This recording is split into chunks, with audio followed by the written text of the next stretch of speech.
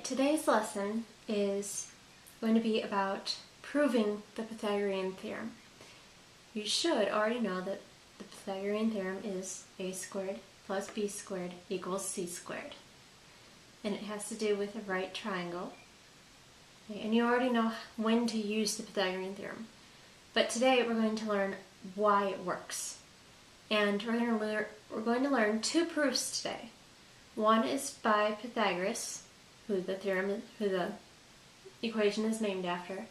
And then we're also going to learn about Pascal's proof. So the first one is Pythagoras's, and a squared actually means that there's an actual square. So what he said is this side squared, which will be represented by this right here, is, and this side here is b, so it's the other leg, it's the long leg, squared,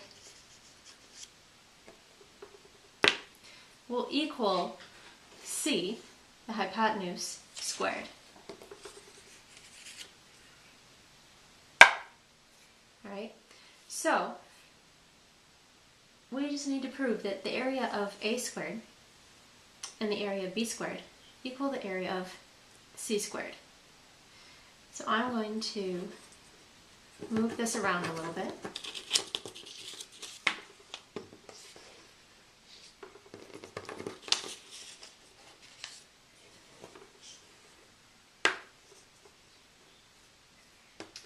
So again, just for reference, we are going to try to prove that adding these two together will equal this. Now, we started off with a right triangle. And as we learned before, that if you do one thing to one side of the equation, you have to do it to the other side. Okay? You can't just do it to one side, because then that completely changes the equation. And we're going to, for purposes, because there's no way that we can move these two squares around to make it look like this and say, to make this easy. So what we're going to do is we're going to add 4 more of these right triangles. They're all congruent, so all the same size, same shape. And I'm going to actually start with the c squared first, because that's just, it's a little easier. So what I'm going to do is, and because I'm going to be adding 4 triangles over here, I will add 4 triangles over here later. I'm going to take the hypotenuse because that's c, so it should fit perfectly right here. And then you take another triangle. I'm going to put it on this side. Here's my third one.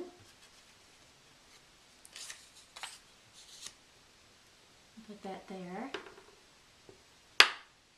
And then I'm going to take my 4th one, and I'm going to put that right there. As you kind of notice, it makes a nicer, larger square. And we know how to find the area of a square. You just take one side and you square it. Or, this other way that I'm going to do is, we know the area of this. We know it's c squared. And then we're going to add, because we also have other pieces that are making up this new area, we have 4 triangles. So I'm going to put a 4 here. Now hopefully you remember how to find the area of a triangle. That would be half times the height times the base. Our height and base for these triangles are a and b. So I'm going to write a times b. I'm going to move this a little bit so I have more space. Alright, I'm going to leave this for right now. But I'm going to do, no, we'll just leave that for right now. So over here, I added 4 triangles, so I have to add 4 to this side too, in order to be fair or mathematically correct. And if you've ever played with triangles before, it's pretty easy to make a rectangle with them, or a square, depending on what kind of triangles you have. So I'm going to put together these triangles to make a large rectangle. Okay. Now, not that you can really see it, but this length, the short length of the triangle, is A. So it should fit nicely with this. I'm going to scooch these over. I'm going to put that right there. Now, this side, the longer leg of the triangle, is B, so it should fit with this one.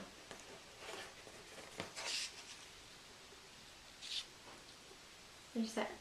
Now I have this other space over here, and it looks pretty similar to a rectangle to me. And I have 2 more triangles that I have to use because I used 4 over here, and I've only used 2 so far. So I have 2 more. And I know how to make a rectangle with them. And they fit perfectly right there. So, right now, we need to find the area of this larger square. We can't just say, oh, well, it looks like the same size. You have to prove it. So, we know that the area of this space right here is a squared. Then we have to add. We know this one is b squared. And we also have more to add. Again, we have 4 more triangles. And just like I said before, to find the area of a triangle, you do half times the length times the base. So, and our height and base are A and B. Now, we're trying to prove that these 2 are equal to each other. So, again, like I said before, what you do to one side, you have to do to the other. I'm going to try to combine terms to make this easier to deal with. Well, I have an a squared here, but I do not have any a squareds over here. So I have to leave that. I have a b squared here, but I have no b squares over here. I have a 4 times half times ab over here, and I have that over here. So I'm going to subtract it from this side.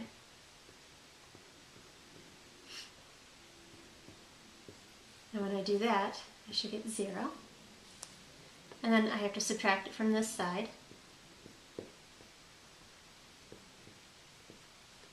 And I get 0. And what I'm left with is, I'm going to move this one so I have more room.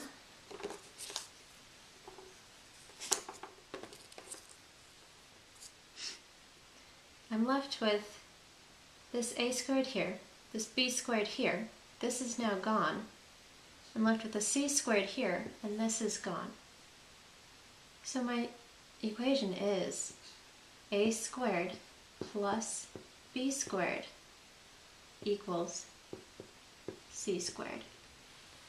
We just proved that the area of this shape is the same as the area of this shape, but because they have these triangles that they're similar, they're the same, we can just take these out, and then we're still left with the area of c squared is the same as the area of a squared plus the area of b squared together. And that would be Pythagoras' proof. We have one more proof, and this is Pythagoras' proof. And he did the same thing, he just played with the shapes until he got something, and you know, if you want to try to play around with them and maybe try to come up with your own proof, that would be nice. Maybe you get some extra credit for that. So, I'm going to move all these around. And we're still trying to prove that a squared plus b squared equals c squared because of Pythagoras said that if you square this side and this side, it will equal this side squared. which is this right here. Okay, so there's our original beginning. Now, for the beginning of this one, I'm going to move a squared and b squared aside. And I'm just going to work with the c squared. Now, I'm going to use the same triangle because it's already the same size and everything. And what Pascal did was he just kind of played around with it. And he started laying them on top. And I'm going to put the c, the hypotenuse of this triangle, on the bottom, because it should be the same length. I'm going to do this all the way around until I fill up as much space as I can.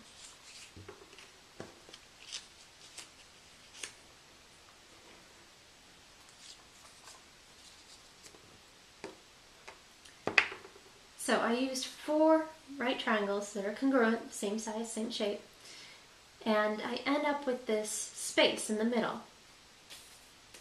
It is a perfect little square.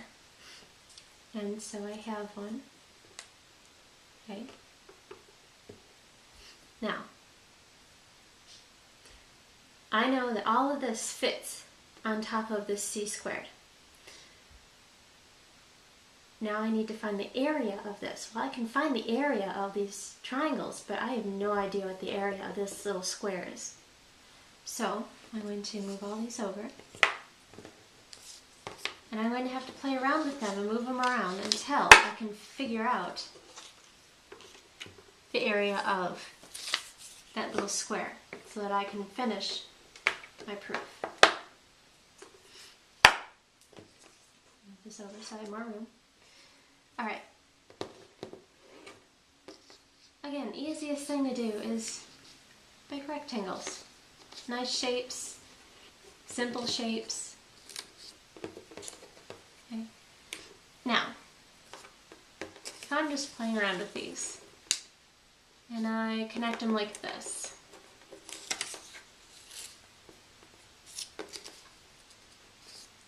I can figure out the area of this shape. But I still have the area of this little square to find out. Laying these out like this does not help me figure out what the area of this little square is. So I have to move some things around, and I'm going to just tilt these a little bit. I'm going to move them up a little higher. So I have more room to write.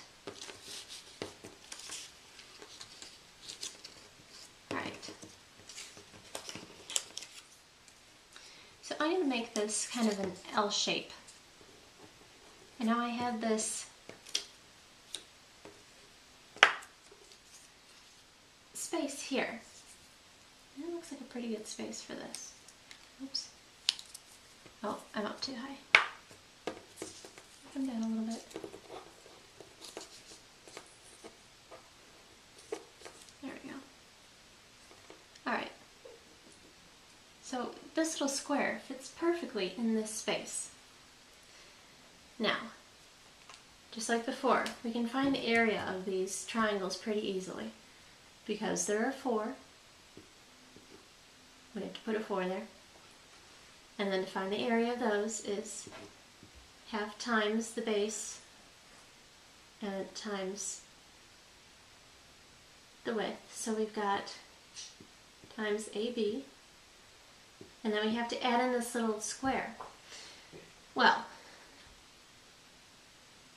if I look, the length of this leg is B.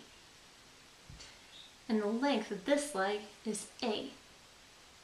So if all I have is this little gap up here, right there, I can do B minus A will leave me this little space here.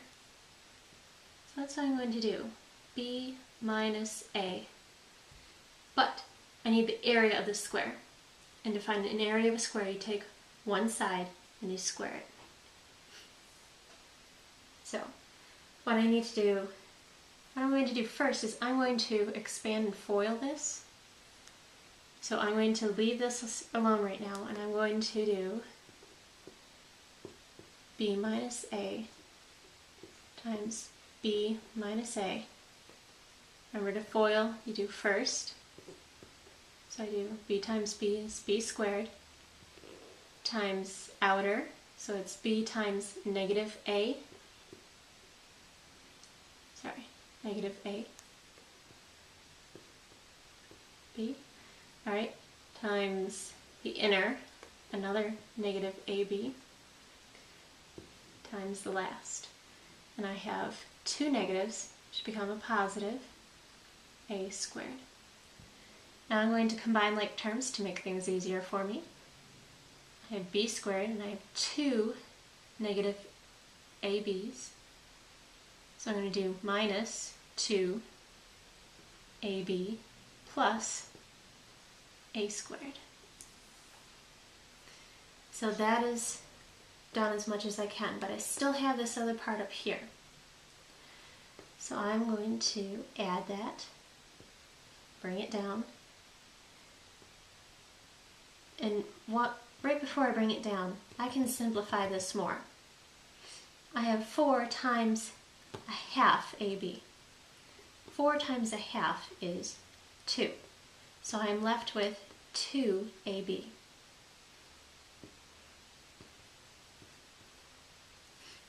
I now have another like term that I can combine to make my life easier. I have a positive AB and I have a negative AB. So I'm going to combine those, and when I do that, they end up canceling out, and I'm left with a positive b squared plus a positive a squared. And we know that the area of these pieces fit perfectly on top of c squared. So that means that their area is equal to c squared. And this is our original theorem. This is Pythagorean's theorem. So the first one was Pythagoras' theorem. This one is Pythagoras. You should know both. So watch this a couple times if you need to. You will be able to watch it again in class tomorrow. You are going to be given these shapes to manipulate and prove to your partner that you can prove Pythagorean theorem. See you in class.